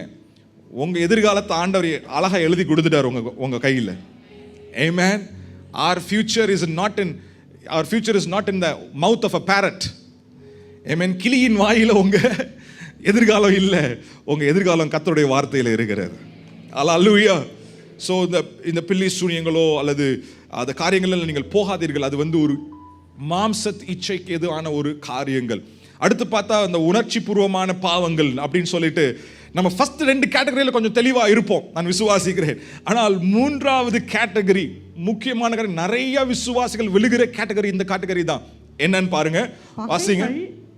பகைகள், விரோதங்கள், வைராக்கியங்கள், கோபங்கள், சண்டைகள், பிரிவினைகள், மார்க்கப்பேதங்கள், பொறாமைகள், கொலைகள், வெறிகள், களியாட்டுகள் முதலானவை. இப்படி பண்றவங்க எல்லாருமே, இப்படிப்பட்ட கிரியைக்கு தங்களை விட்டு கொடுக்கிறவர்கள் எல்லாருமே, வசனம் சொல்லுது, இவர்கள் தேவனுடைய ராஜ்யத்தை சுகந்தரிப்பதில்லை என்று முன்னே நான் சொன்னது போல இப்பொழுதும் உங்களுக்கு சொல்லுகிறேன். முன்னாடியே நான் சொல்லிட்டேன்ப்பா, மறுபடியும் நான் சொல்றேன். இப்படிப்பட்ட மாம்சத்தின் கிரியைகளுக்கு விட்டு கொடுக்கிறவங்க யாருமே என்ன பண்ண மாட்டாங்க, தேவராஜ்யத்தை சுகந்தரிக்க மாட்டாங்க. Okay, so again we're going to read this. இந்த ஒன்று வாசிக்க போகிறோம். எனக்கு ஐ வாண்ட் வாலண்டியர்ஸ், சரிங்களா? அவங்க ஒன்று வாசிக்கும் பொழுது மென்னோ விமெனோ டசன்ட் மேட்டர், நீங்கள் இந்த பக்கம் வரணும், மேலே வாங்க. Okay, anybody young people also can come. Okay, so இந்த மாம்சத்தின் கிரியைகள் அப்படின்னு நம்ம பார்த்தோம்ல, அப்போ வேகமாக மேலே வாங்கன்னு பார்த்தோம். I want some volunteers, right? பார்த்தோம் விபச்சாரம், வேசித்தனம், ரைட்? மேலே வாங்க, வேகமாக ஓடியாங்க. I want some volunteers to come. வாங்க, யாருமே இல்லையா? வாங்க ராஜேஷ் பிரதர், வாங்க தம்பி, வாங்க. ரைட்? ஸோ இது எல்லாமே ஒரு ஒரு ஒரு மாம்ச கிரியையா இது என்ன பண்ணுது? அது இருக்குது. 2 பேர் தான் வந்தாங்க, மற்றவங்களாம் அப்படிங்கிறது உட்காந்துருக்காங்க. இன்னும் 2 தான் சொன்னேன் நான். வாங்க. பகைகள், விரோதங்கள், வைராக்கியங்கள், கோபங்கள், சண்டைகள், பிரிவினைகள், மார்க்கப்பேதங்கள், பொறாமைகள். இந்த சைடு வந்துடணும், எனக்கு left side. Come. Okay, you come forward. வாங்க. இந்த செய்கைகள் நான் ஈடுபட இந்த மாம்ச சிந்தைக்கு நான் விட்டு கொடுக்க நான் என்ன பண்றேன்னா, என்னுடைய மாம்சத்தை என்ன பண்றேன், நான் ஸ்ட்ராங் பண்றேன், ஸ்ட்ரென்தன் பண்றேனா இல்லையா? இப்ப இதுக்கப்புறம் ஒரு நாள் நான் ஜெயிக்கணும்னு நினைச்சேன்னா, என்னதான் இந்த சைடு நான் போகணும்னு நினைச்சாலும் இந்த சைடு எப்படி இருக்கு, இப்ப ஸ்ட்ராங் ஹோல்டா மாறிடுச்சு. ஈஸியா என்ன பண்ணிடலாம், உங்களை இந்த பக்கமா அது இழுத்துரும். Okay, right? What I feed becomes strong. நான் எதற்கு என்னுடைய இன்னும் விட்டு கொடுக்கிறேனோ, எதை நான் எப்படி சொல்லலாம், சாப்பாடு போட்டு வளர்க்கிறேனோ என் கிரியை மூலமா, அது என்ன ஆயிடும், இப்ப ஸ்ட்ராங் ஆயிரும். இப்ப என்னுடைய இந்த மாம்ச சைடு எப்படி இருக்கு, ஸ்ட்ராங்கா இருக்கு. ஆனா என் ஸ்பிரிட் சைடு இருக்கு, ஆனா எப்படி இருக்கு, வீக்கா இருக்கு. ஆனா பைபிள்ல அதோட முடிக்கல. பால் மாம்சத்தின் கிரியைகள்னு சொன்னாரு, அதை தொடர்ச்சியாக அவர் சொல்றாரு, ஆவியின் கனியோ அன்பு, சந்தோஷம், சமாதானம், நீடிய பொறுமை, தயவு, நற்குணம், விசுவாசம், இச்சடக்கம், இப்படிப்பட்டவைகளுக்கு விரோதமாக பிரமாணம் ஒன்றுமில்லை. இப்போ நான் என்ன பண்ணணும்னா, every time I have to make a decision right now. இப்போ எனக்கு கோபம் வருது, இப்போ நான் வந்து கோபத்திற்கு விடாம, அந்த விரோதத்திற்கு விடாம நான் இப்போ என்ன பண்றேன்னா, அப்படியே அந்த சைடு வந்துருங்க பிரதர், நான் அன்புக்கு என்ன பண்றேன், நான் இப்போ இடம் கொடுக்கிறேன். Okay, so I shift one strength that side. அதுக்கப்புறம் இப்போ வந்து இந்த கசப்பு வருது, இப்போ நான் கசப்புக்கு நான் இடம் கொடுக்கல, அதுக்கு பதிலாக நான் ஆவியின் கனிக்கு நான் விட்டு கொடுக்கிறேன். ஆவியானவர் இப்போ எனக்குள்ள மன்னிப்பு என்ற தன்மையை கொண்டு வராரு. இப்போ அடுத்த ஆள் என்ன பண்றேன் நான், ரைட், இந்த சைடு நான் ஸ்ட்ரென்தன் பண்றேன். இப்படியா ஒரு காரியமா இந்த மாம்சத்தின் கிரியைகள் வெளிப்பட அதற்கு நான் ஒத்த வேஷம் தரிக்காம, அதற்கு நான் விட்டு கொடுக்காம, இந்த ஆவியானவர் எனக்குள்ள அந்த கனியை உருவாக்குவதற்கு நான் விட்டு கொடுக்கும் பொழுது ஒன்னா என்ன ஆகுறது, இப்ப என் ஸ்ட்ரென்த் அந்த பக்கம் போகிறது. நான் சொல்ல எத்தனை பேருக்கு புரிகிறது? ஆமென். இப்ப என்ன ஆகிறது, ஓவர் டைம் இப்ப என்ன ஆச்சுன்னா, என் ஆவி மனுஷன் எப்படி இருக்காரு, இப்ப ஸ்ட்ராங்கா இருக்காரு. அதே பிரச்சனைகள் வருகிறது, அதே யுத்தங்களை மனதில் நடக்கிறது. ஆனா இந்த பக்கம் மாமிசம் இழுக்க ட்ரை பண்ணாலும் இப்ப என் ஆவி எப்படி இருக்கிறது? நான் சொல்றது உங்களுக்கு புரியுதா? ஆமென். ஹalleluya. No matter how hard the flesh pulls, my spirit is very strong. Amen. Hallelujah. Hallelujah. கர்த்தரை மகிமைப்படுத்துங்க. Hallelujah. Thank you boys. Thank you men. Thank you. We have to learn to feed our spirit man. நான் சொன்ன பாத்தீங்களா பிகினிங்ல, இது ஏதோ ஆடிக்கு ஒரு தடவை அமாவாசைக்கு ஒரு தடவை பண்ற காரியம் இல்லை. எவ்ரி டே, ஒவ்வொரு நாளும் நம்முடைய ஆவி மனிதனை பலப்படுத்துவோம் என்றால், இந்த மாதிரி நடக்கிற இந்த யுத்தத்தில் நாம் ஒரு நாளும் விழுந்து போக மாட்டோம். பவுல் சொன்னது போல அந்த விடுதலையில உறுதியாய் நாம் நிற்போம். ஆமென். வேகமாக நான் சில காரியங்களை சொல்லி நான் முடிக்க விரும்புகிறேன், டைம் ஆயிடுச்சு. How do I feed my spirit? என் ஆவியை நாம் பலப்படுத்துவதற்கு நான் என்னென்ன ஆகாரங்களை கொடுக்கலாம், வேகமாக நான் சொல்ல விரும்புகிறேன். நம்பர் 1, முதலாவது காரியம், practice gratitude. நீங்கள் நன்றி உணர்வு உள்ளவர்களாக நீங்கள் இருக்க வேண்டும். நன்றி உணர்வு உள்ளவர்களாக, நன்றி உணர்வு. You know, a heart of thanksgiving will always feed your spirit man. ஒரு நன்றி உள்ள இருதயம் எப்பொழுதுமே உங்க ஆவி மனிதனை பலப்படுத்தும். ஏன் பலப்படுத்தும்னா, வசனம் சொல்றது தெசலோனிக்கே 1:5-18 சொல்லிருக்கு, எல்லாவற்றிலும் நீங்கள் ஸ்தோத்திரம் செய்யுங்கள், அப்படி செய்வதே கிறிஸ்து இயேசுவுக்குள் உங்களை குறித்து தேவனுடைய சித்தமாய் இருக்கிறது.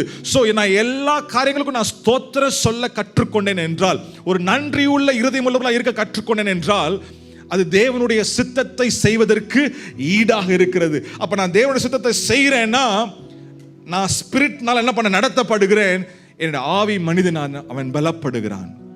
ஆமென். நன்றி உள்ள இருதயம், நன்றி உணர்வு. Grumbling will strengthen your flesh. Thanksgiving will strengthen your spirit. ஆமென். முறுமுறுப்பு, குறை சொல்றது உங்க மாம்சத்தை பலப்படுத்தும். முறுமுறுத்தே நினைச்சுக்கோங்களேன், எதுக்கு எடுத்தாலும் நீங்க இது சரியில்லை, அது சரியில்லை, இது இப்படி இருக்கு, அது அப்படி இருக்கு, எனக்கு இது பிடிக்கல, எனக்கு அது பிடிக்கல, எனக்கு ஆண்டவர் இப்படி செஞ்சுட்டாரு, அப்படி செஞ்சுட்டாரு. நம்ம குறை சொல்லிக்கொண்டே இருந்தோம் என்றால் நம்ம நெகட்டிவா பேச ஆரம்பிப்போம். அப்புறம் நெகட்டிவா பேச ஆரம்பிக்க எல்லார் மேலேயும் கோபம் வரும், எல்லார் மேலேயும் ஒரு வெறுப்பு வரும், எல்லார் மேலேயும் ஆமா அவன் நல்லா இருக்கிறான் நான் நல்லா இல்லை, அப்படி ஒரு ஜெலசி வரும், பொறாமை வரும். எல்லா காரியத்திற்கும் இந்த முறுமுறுப்பு கதவை திறக்க ஆரம்பிக்கும். ஆனால் நன்றி உள்ள இருதயம் உள்ளவர்களாக நாம் இருப்போம் என்றால், இருக்கிறதுல இப்ப கர்த்தர் கொடுத்திருக்கிறதுல நாம் நன்றி உள்ளவர்களாய் நாம் இருப்போம். சொல்றது புரிஞ்ச ஒரு ஆமென் சொல்லுங்க. ஆமென். ஒரு நன்றி உள்ள உணர்வு உங்க ஆவி மனிதனை அது பலப்படுத்துகிறதா இருக்குது. சங்கீதம் 103 அங்க சங்கீதக்காரன் சொல்றாரு, என் ஆத்மாவே கர்த்தரை நீ ஸ்தோத்திரி, முழு உள்ளமே அவருடைய பரிசுத்த நாமத்தை ஸ்தோத்திரி, அவர் செய்த உபகாரங்களை ஒன்றும் மறவாதே. அடுத்து நீங்க வாசிச்சு பார்த்தீங்கன்னா ஒரு 6 உபகாரங்களை அங்க சொல்லுகிறார். 6 benefits that God has given to David. 6 உபகாரங்கள். என்ன உபகாரங்கள்? அவர் என் அக்கிரமங்களை எல்லாம் என்ன பண்ணிருக்கிறாரு. எத்தனை பேர் அக்கிரமங்கள் மன்னிக்கப்பட்டவர்கள் இருக்கிறீங்க? கரங்களை உயர்த்தி ஒரு ஆமென் சொல்லுங்க பார்க்கலாம். கர்த்தர் நம்ம ஒவ்வொருடைய அக்கிரமங்களை மன்னித்து இருக்கிறாரு. நம்ம நோய்களை எல்லாம் என்ன பண்ணிருக்கிறார் ஆண்டவர் குணமாக்கி இருக்கிறார். நம்முடைய பிராணனை உயிரை மீட்டு கொடுத்திருக்கிறாரு. ஆமென், ஹalleluya. கிருபையும் இரக்கம் நம்மளை முடிசூட்டி இருக்கிறாரு. எத்தனை பேர் நான் கர்த்தருடைய கையில நன்மையை பெற்றுக்கிறேன்னு சொல்றீங்க? ஆமென். நம்முடைய வாழ்க்கையில் எத்தனை நன்மைகளை பெற்றிருக்கிறோம். நன்மையினால் வாயை திருப்தியாக்குகிறார். மறுபடியும் வயதை திரும்பவும் வாழ வைது போல ஆமென் நம்மளை பலப்படுத்துகிறார். ஒவ்வொரு நாளும் காலையில் எந்திரிச்ச உடனே இது இல்லை அது இல்லைன்னு சொல்றதுக்கு பதிலாக இந்த 6 காரியங்களை எடுத்து, ஆண்டவரே என்னை மன்னிச்சிங்களே, கோடி ஸ்தோத்திரம் அப்பா. என் நோய்களை எல்லாம் சுகமாக்கினீங்களே, கோடி ஸ்தோத்திரம் ஆண்டவரே. என் பிராணனை எத்தனையோ அழிவுகளும் விலக்கி மீட்டீங்களே, உமக்கு கோடி ஸ்தோத்திரம் என்று நன்றி உள்ள இருதயம் உள்ளவர்களாக நீங்கள் இருந்து பாருங்கள். உங்க ஆவி மனுஷன் அந்த ஏர்லி மார்னிங்கே ஒரு ஃபுல் சார்ஜோட எந்திரிப்பார். ஹல்லேலூயா, ஆமென். இன்னொரு ஒரு வசனம், எபேசியர் 5ஆம் அதிகாரம் 5:18 20 வரைக்கும் வேகமாக வாசிக்கலாமா? 5:18 20. துன்மார்க்கத்துக்கு ஏதுவான மதுபான வெறி கொள்ளாமல் எஸ் ஆவியினால் நிறைந்து, ஆவியினால் நிறைந்து, everybody say ஆவியினால் நிறைந்து, ஆவியினால் நிறைந்து சங்கீதங்களினாலும் கீர்த்தனைகளினாலும் ஞான பாட்டுகளினாலும் ஒருவருக்கொருவர் புத்தி சொல்லிக்கொண்டு இருதயத்தில் கர்த்தரை பாடி கீர்த்தனம் பண்ணி. அப்பனா ஆவியினால நிறைஞ்சு நீ போயிட்டு தண்ணி அடிச்சிட்டு அதை வெறிச்சிட்டு இருக்காத. நீ ஆவியினால நிறைஞ்சு, அந்த ஸ்பிரிட் வேற இந்த ஸ்பிரிட் வேற. சோ இந்த பரிசுத்த ஆவியினால நிறைஞ்சு கர்த்தரை நீ துதி. கர்த்தரை துதிச்சிட்டு அதோட நிப்பாட்டல. 20வது வசனம் வாசிங்க. நம்முடைய கர்த்தராகிய இயேசு கிறிஸ்துவின் நாமத்தினாலே எப்பொழுதும் எல்லாவற்றிற்காகவும் பிதாவாகிய தேவனை ஸ்தோத்திரித்து. ஒரு ஆமென் சொல்லுவோமா? ஆமென். எப்பொழுதும் எல்லாவற்றிற்காகவும். ஆமென். ஆவினால நிறைஞ்சு துதிங்க. ஆவினால நிறைஞ்சு எல்லாவற்றிற்காகவும் எப்பொழுதும் ஸ்தோத்திரம் பண்ணுங்க. ஆமென். நீங்க ஸ்தோத்திரம் பண்ண இந்த நன்றியுள்ள இருதயம் இருக்க உங்க ஆவி மனிதன் பலனடைவான். ஹல்லேலூயா, ஹல்லேலூயா. ரெண்டாவது காரியம், number 1 practice thanksgiving or gratitude. Number 2 practice forgiveness. மன்னிக்கிற தன்மையை உங்க வாழ்க்கையில நீங்க பிராக்டிஸ் பண்ணுங்க. இந்த மன்னிப்பு ரொம்ப பேசுறது லகு, செய்யறது கஷ்டங்க. Right? It's very easy for me to stand here and say forgive, but very difficult to practice it in your life. ஆனா நீங்க உங்க வாழ்க்கையில நீங்க செய்து பாருங்க, அது உங்க ஆவி மனிதனை பலப்படுத்தும். ஆமென், ஹல்லேலூயா. மத்தேயு 18ஆம் அதிகாரத்துல பேதுரு ஆண்டவர் கேக்குறார், அப்பா இனி எத்தனை தடவை, how many times should we forgive என்று கேட்கப்ப பீட்டர் கேட்டப்ப ஜீசஸ் சொல்றாரு, நீ 70 times 7, 7 முறை 770. 770னா என்ன அர்த்தம்னா, நீங்க கால்குலேட்டரை திறந்து 770 போட்டு ஓகே இத்தனை நம்பர் வந்துருச்சு, உனக்கு 100 முடிஞ்சிருச்சு, இன்னும் இத்தனை தான் என்ன இருக்கு உனக்கு அப்படின்னு சொல்றதுக்காக இல்லை. It's not like we count. அப்படின்னா என்ன அர்த்தம்னா எண்ட்லெஸ் forgiveness, முடிவே இல்லாத மன்னிப்பு. ஆமென், ஹல்லேலூயா. கிறிஸ்து நம்மளை அப்படிதானே மன்னிக்கிறாரு. 2 தடவை தான் மன்னிப்பேன், 3 தடவை தான் மன்னிப்பேன், இனிமேல் உனக்கு சான்ஸே இல்லை அப்படின்னு சொல்றாரா? இல்லை. நம்ம எத்தனை தடவை விழுந்தாலும் ரைட், நான் மறுபடியும் இயேசுவேன்னு கூப்பிடும் பொழுது, உண்மையாக ஒரு பக்கம் திரும்பும் பொழுது அவர் நம்மளை மன்னித்து புதிய ஆரம்பத்தை கொடுக்க உண்மை உள்ள தேவனாக இருக்கிறார். ஆமென். அதே போல் நம்முடைய வாழ்க்கையிலையும் மன்னிக்க கற்றுக்கொள்ளுவோம். Let's learn practice forgiveness. இந்த forgiveness பார்த்தீங்கன்னா எப்படின்னா, மன்னிப்பு என்பது நம்ம புண்படுத்தப்பட்டிருக்கிறோம், ஆனா ஹர்ட் ஆனது நானு, ஆனா நான் பழி வாங்குற உரிமை எனக்கு இருந்தும் அதை நான் விட்டு கொடுப்பது. It takes maturity to do that, right? என் மேல தப்பு இல்லை, அவன் மேல தான் தப்பு. அவன் என்ன பண்ணிட்டான், எனக்கு தப்பு செஞ்சுட்டான், அவனுக்கு நான் பழி வாங்குறதுக்கு எனக்கு எல்லா உரிமையும் இருக்கு. ஆனாலும் நான் பழி வாங்குறதுக்கு பதிலாக, மாம்சம் பழி வாங்க சொல்லும், ஆனா ஆவி என்ன சொல்லும்? மன்னின்னு சொல்லும். பழி வாங்குறதுக்கு பதிலாக நான் மன்னிக்கிறேன் பாருங்க. That is very very vital. Amen. Hallelujah. Hallelujah. நீங்க மன்னிக்கும் பொழுது கர்த்தருடைய கிருபை உங்க வாழ்க்கையில பெருகி ஓடும். Amen. Hallelujah. மன்னிக்க கற்றுக்கொள்ளுங்க. அது யாரா இருந்தாலும் சரிங்க. நான் சொன்னது போல ரொம்ப கஷ்டம் தான். It will be painful, but learn to forgive. Husbands, உங்க வைஃபை நீங்க மன்னிங்க. Wives, உங்க ஹஸ்பண்ட்ஸ் உங்களுக்கு விரோதமாய் காரியங்களை செஞ்சிருக்கலாம், மன்னிங்க. பிள்ளைகள் பெற்றோர், மேபி உங்க அப்பா அம்மா மேல பயங்கர கோபமா இருக்கலாம், நீங்க மன்னிங்க. உங்களுடைய ரிலேட்டிவ்ஸ் யாரா இருந்தாலும் சரி, அவங்கவுங்க மன்னிப்பை ஏற்றுக்கொள்றார்களோ இல்லையோ அது ரெண்டாவது காரியம். நீங்க என்ன பண்ணுங்க, அவங்கள மன்னிங்க. ஆமென், ஹல்லேலூயா. நீங்க மன்னிக்க மன்னிக்க உங்க ஆவி மனுஷனை நீங்க பலப்படுத்துகிறீங்க. ஹல்லேலூயா, ஆமென். ஏன்னா சில டைம் இந்த மன்னிப்புன்னு வரும்பொழுது ஒருத்தவங்க ஒரு காரியம் செஞ்சுட்டாங்கன்னா நமக்கு கண்ணை மூடும் போதெல்லாம் அந்த நினைவுகள்லாம் வரும். நம்ம வந்து அப்படி ஒரு நிமிஷம் நம்ம அமைதியாக உட்காரோன்னா, இப்படி பண்ணிட்டாங்க, இப்படி செஞ்சுட்டாங்க, இப்படி சொல்லிட்டாங்க, எப்படி இதை விட்டு கொடுக்குறது, எப்படி நான் மன்னிக்கிறது அப்படின்ற சிந்தனைகள் உங்களோட மனசு அப்படியே ஃப்ளட் பண்ணும். அந்த டைமில் amen, you got to say Holy Spirit take over. பரிசுத்த ஆவியானவரே என்னை பலப்படுத்துங்க. நான் கசப்புக்கு இடம் கொடுக்க போகிறது இல்லை, அந்த விரோதத்துக்கு இடம் கொடுக்க போகிறது இல்லை, அந்த கோபத்துக்கு நான் இடம் கொடுக்க போகிறது இல்லை. ஆவியானவர் உங்களுடைய அன்பினால் என்னை நிரப்புங்க, நம்முடைய பொறுமையினால் என்னை நிரப்புங்க. Amen, that is how I let Holy Spirit take charge. Amen. Hallelujah. Practice forgiveness. அடுத்து மூன்றாவதாக வேகமாக போகிறேன். Amen. Read and meditate on God's word. தேவனுடைய வார்த்தையை வாசியுங்கள், தியானியுங்கள். ரெண்டு முக்கியம். வாசிக்கவும் செய்யணும், தியானிக்கவும் செய்யணும். சாப்பாடை பார்த்தா மட்டும் போதாது, சாப்பாடை பார்க்கவும் செய்யணும், எடுத்து வாய்க்குள்ள வைக்கவும் செய்யணும். சாப்பாடை பார்த்தா போதுமா? உங்களுக்கு பயங்கர பசி, ஒரு பிளேட் பிரியாணி அப்படியே வருது. இப்போ ஒரு மணிக்கு பிரியாணி பற்றி பேசினா என்ன ஆகுறது? ரைட், உங்கள் கண்ணில் மட்டும் காமிச்சு எடுத்துகிட்டு போயிட்டா எப்படி இருக்கும்?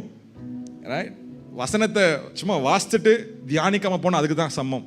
பாருங்கள், நீங்கள் அந்த சாப்பாடை நீங்கள் சாப்பிடும் பொழுது நீங்கள் அதை அப்படியே நீங்கள் எப்படி சூ பண்ணி நீங்கள் சாப்பிடும் பொழுது அதனுடைய நியூட்ரியன்ஸ் எல்லாம் வந்து உங்கள் சரீரத்துக்குள்ளே போகிறது. உங்கள் சரீரம் என்ன ஆகுறது? இப்போ பலன் அடைகிறது, எனர்ஜி ஒரு சார்ஜ் ஆகிறது. அதே போல தான் கர்த்தருடைய வார்த்தையை வாசிக்கணும், அதற்கப்புறம் அதை தியானிக்கணும். அதை தியானிக்கும் பொழுது நீங்கள் அப்படியே சூ பண்ணுறதுக்கு அடையாளம் அதில் உள்ள ஒவ்வொரு வல்லமையும், அதோடைய ஒவ்வொரு வெளிப்பாடுகளும், அதில் உள்ள ஒவ்வொரு பலனும் உங்கள் வாழ்க்கையில் உங்கள் ஆவி மனிதனை கட்டி எழுப்ப ஆரம்பிக்கும். Amen. Read your Bible, meditate on the word of God. அமெரிக்காவில் ஒரு ஸ்டடி எடுத்தாங்களாம், சென்டர் ஃபார் பைபிள் என்கேஜ்மெண்ட். உண்மையாக நடந்த ஒரு ஸ்டாட்டிஸ்டிக்ஸ் இது. சென்டர் ஃபார் பைபிள் என்கேஜ்மெண்ட் என்ற ஒரு ஆர்கனைசேஷன் வந்து ஒரு 40,000 பேரை எடுத்து அந்த 40,000 பேருக்குள்ள ஒரு ரிசர்ச் பண்ணாங்களாம். என்ன ரிசர்ச் பண்ணாங்கன்னா, ஒரு குரூப் வந்து வாரத்துக்கு 1 நாள் பைபிள் வாசித்தான், இன்னொரு குரூப் 2 நாள் பைபிள் வாசித்தான், இன்னொரு குரூப் 3 நாள் பைபிள் வாசித்தான், இன்னொரு குரூப் 4 நாட்கள் தொடர்ச்சியாக ஒரு Bible வாசித்தார்கள். They just read the Bible. இப்போ இவங்களுக்கு எல்லாம் எடுத்து வச்சு பார்த்தா இந்த 1 நாள் 2 நாள் 3 நாள் பைபிள் வாசித்தவங்க வாழ்க்கையில் ஒரு மாற்றமே இல்லை. there is no change in their life. அவங்க வாழ்க்கை அப்படியே தான் இருக்கிறது. அதே பிரச்சனைகள், அதே தோல்விகள், அதே பின்மாற்றங்கள் அப்படி இருக்குது. ஆனால் அந்த 4 நாட்கள் ரெகுலராக பைபிள் வாசிக்கிறாங்கல்ல, அவங்க வாழ்க்கையில் பார்த்தா ஒரு பெரிய சேஞ்ச் இருந்துச்சாம். அது எப்படிப்பட்ட சேஞ்சுனா, அவங்க சில காரியங்களை தொகுத்து அது ஒரு பெர்சன்டேஜ் கொடுத்துருக்காங்க. ரொம்ப இன்ட்ரெஸ்டிங்காக இருந்துச்சு. திஸ் இஸ் ஃபார் ரியல், இது உண்மையாக செய்யப்பட்ட ஒரு ரிசர்ச் இது. இந்த 4 நாட்கள் ரெகுலராக பைபிள் வாசிக்கிறாங்க பாருங்க, அவங்க வாழ்க்கையில் நிறைய மாற்றங்கள் இருந்துச்சாம். என்னென்ன மாற்றங்கள்? அங்கே தனிமைத்தனத்தில் கஷ்டப்பட்டவங்களுடைய அந்த எண்ணிக்கை 30% கீழே போயிருந்துச்சாம். Feeling lonely drop 30%. கோபம் என்ற அதில் கஷ்டப்படுறாங்க பாருங்க, முன் கோபம், அந்த பயங்கரமாக ஆக்ரோஷமான கோபம், அவங்க வாழ்க்கையில் ஒரு பெரிய மாற்றம். அந்த கோபப்படுறது 32% கீழே போயிருந்துச்சான். அப்புறம் கசப்பு, உறவுகளிலே கசப்பு 40% கீழே போயிருந்துச்சான். குடிப்பழக்கங்கள் 57% கீழே போயிருந்துச்சான். ப்ரீமேரிட்டல் செக்ஸ், அதாவது திருமணத்துக்கு முன்பதாக அந்த காரியங்கள், அந்த ஆபாசங்கள் 68% கீழே போயிருந்துச்சான். ஸ்பிரிச்சுவலி ஸ்டாக்னன்ட், ஒரு ஆவிக்குரிய தேக்கம் 60% கீழே. ரைட், பொர்னோகிராஃபி 61%, அது வியூ பண்ற அந்த காரியங்கள் எல்லாம் கீழே போயிருந்துச்சு 61%. வேதம் வாசித்தாலே இவ்வளோ மாற்றம் என்றால், வேதத்தை வாசித்து தியானித்தால் எவ்வளோ பெரிய மாற்றங்கள் வரும். ஆமென். ஏன்னா கர்த்தருடைய வார்த்தை ஜீவனுள்ள வார்த்தை. கர்த்தருடைய வார்த்தை எங்க இருக்கிறதோ கர்த்தருடைய பிரசன்னம் இருக்கிறது. கர்த்தருடைய பிரசன்னம் எங்க இருக்கிறதோ அங்க விடுதலை இருக்கிறது. ஆமென். ஹல்லேலூயா. வேதத்தை வாசிங்க, வேதத்தை தியானிங்க. இந்த வேதத்தை வாசிக்க விட மாட்டான் டெவில். ஆக்சுவலா இந்த மாம்சம் உங்களை வாசிக்க விடாது. தூக்கமே வராதுங்க. பைபிள் எடுத்து கையில் வைங்க, எடுத்து ஒரு சாப்டர் வாசிங்க, தூக்கம் எங்கிருந்தா வரும் தெரியாது. அப்படியே கண்ணு என்ன பண்ணும், அப்படியே ஒக்க ஆரம்பிக்கும். He will not let you. It's a spiritual thing. நம்ம ஜோக் சொல்றோம், இட்ஸ் a spiritual thing. உங்களை பைபிளை வாசிக்க விட மாட்டேன், ஆனால் நீங்கள் உறுதியாக ஸ்ட்ராங்காக என்ன பண்ணுங்க, நீங்கள் தூக்கம் வந்தாலும் 2 சாப்டரை வாசித்து, ஒரு சாப்டரை வாசி அந்த வசனத்தை என்ன பண்ணுங்க, நீங்கள் தியானிங்க. அது உங்கள் வாழ்க்கைக்கு, உங்கள் சரீரத்துக்கு அது பெரிய உணவாக, பலனாக அது இருக்கும். ஆமென், ஆமென். எழுந்து நிற்கலாமா கர்த்தருடைய பிரசன்னத்தில்? I am over my time, but I'll just stop it right here. இன்னும் நிறைய காரியங்களை சொல்லலாம். ஆமென். ஆவியோடும் ஜெபம் பண்ணுவது, கருத்தோடும் ஜெபம் பண்ணுவது உங்கள் ஆவி மனுஷனை பலப்படுத்தும்.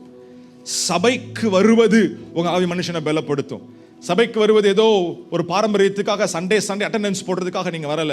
நீங்க வருவீங்க கர்த்தருடைய பிரசன்னம், சகோதரர்கள் ஒருமித்து வாசம் பண்ணுவது. ஆமென். அது எத்தனை இன்பமா! அந்த இடத்துல ஆவியானவர் செயல்படுவார். அங்க ஆவியையும் ஆசீர்வாதத்தை அவர் ஊற்றுவார். கர்த்தருடைய வார்த்தை வரும். அந்த வாரத்துக்கு தேவையான பலத்தாண்டவங்களுக்கு கொடுத்து அனுப்புவார். Amen. So you and I, we don't come to church because it is a religious duty. நான் ஒரு கிறிஸ்டியன், நான் வந்து ஜீசஸ் ஃபாலோவர், அதனால சர்ச்சுக்கு வரேன் இல்ல. I come to church to strengthen my spirit man. என் ஆவி மனுஷன் பலப்படுகிறதுக்காக நான் திருச்சபைக்கு நான் வருகிறேன். ஆமென். ஹல்லேலூயா. உங்க வாழ்க்கையில அப்ளை பண்ணுங்க.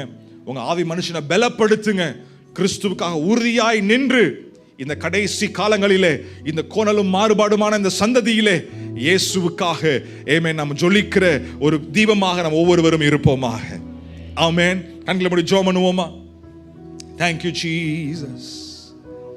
Thank you Lord. எல்லா கண்களும் மூடி இருக்கட்டும். இன்றைக்கு ஒரு தீர்மானம் எடுங்க. ஆண்டவரே, இன்னையில இருந்து என் மாம்சத்துக்கு நான் இடம் கொடுக்காமல், நான் ஆவினால நடத்தப்பட்டு இந்த மாம்ச இச்சைகளை நான் மேற்கொள்ள அர்ப்பணிக்கிறேன். I surrender myself என்று ஒப்பு கொடுங்க.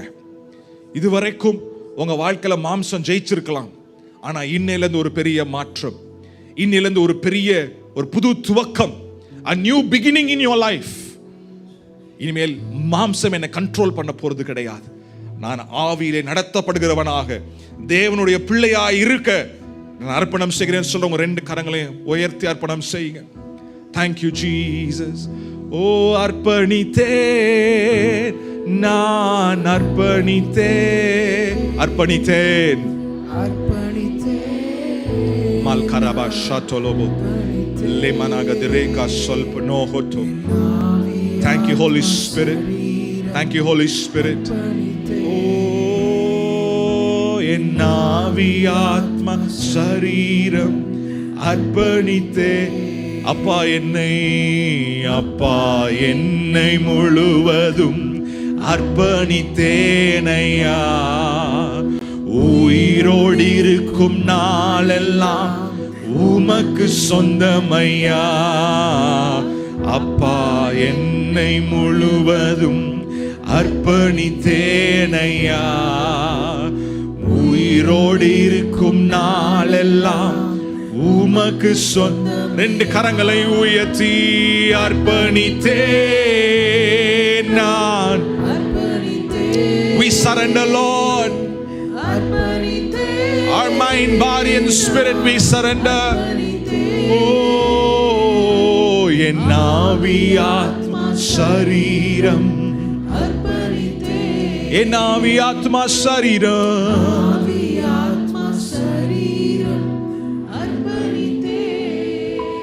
எல்லா கண்களும் மூடப்பட்டு இருக்கட்டும். மேபி உங்களை இந்த மாம்சத்தின் கிரியை சிறைப்படுத்தி வைத்திருக்கலாம். சில ரகசிய பாவங்கள், ரகசிய பழக்க வழக்கங்கள், அது எதுவானா இருக்கலாம். ஸ்மோக்கிங், கஞ்சா, or pornography, or anything that is unclean, அசுத்தமான எந்த காரியமா இருக்கலாம். தேவையில்லாத ஆபாச உறவுகள் எதுவேனா இருக்கலாம். பொய்யின் காரியங்கள், ஏமாற்றம் செய்கிற காரியங்கள், ஏமாற்றுகிற காரியங்கள், மற்றவர்களை பணத்தை வாங்கி எதுவேனா இருக்கலாம். இது எல்லாமே மாம்சத்தின் கிரியைகள், பாவ கிரியைகள். இது உங்களை சிறைப்படுத்தி வைத்திருக்கலாம். ஆனா இன்றைக்கு ஆண்டவர் உங்களை விடுதலையாக்க விரும்புகிறார். ஆமென். எல்லா கண்களும் மூடி இருக்கட்டும். நான் யாரை கை தூக்குங்க அப்படிலாம் சொல்ல போறது கிடையாது. Right? I want you to pray. நீங்க அப்படிப்பட்ட சிறையில நீங்க மாற்றிருந்தீங்கன்னா, நீங்க இன்றைக்கு கர்த்தருடைய கையில உங்க வாழ்க்கையை ஒப்பு கொடுங்க. ஆண்டவரே, நான் தவறுகளை செய்திருக்கிறேன், ஆனால் இன்றைக்கு நான் அர்ப்பணம் செய்கிறேன். இனிமேல் நான் ஆவியிலே நடத்தப்பட நான் அர்ப்பணம் செய்கிறேன் என்று நீங்க ஒப்பு கொடுங்க. இன்றைக்கு நீங்க விடுதலையோட நடத்தோடு கடந்து செல்லுவீங்க. Just pray, just pray.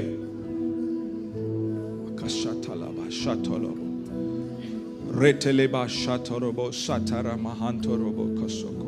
அந்த கசப்பும் ஒரு சிறை தான், அந்த மன்னிக்க முடியாத தன்மையும் ஒரு சிறை தான்.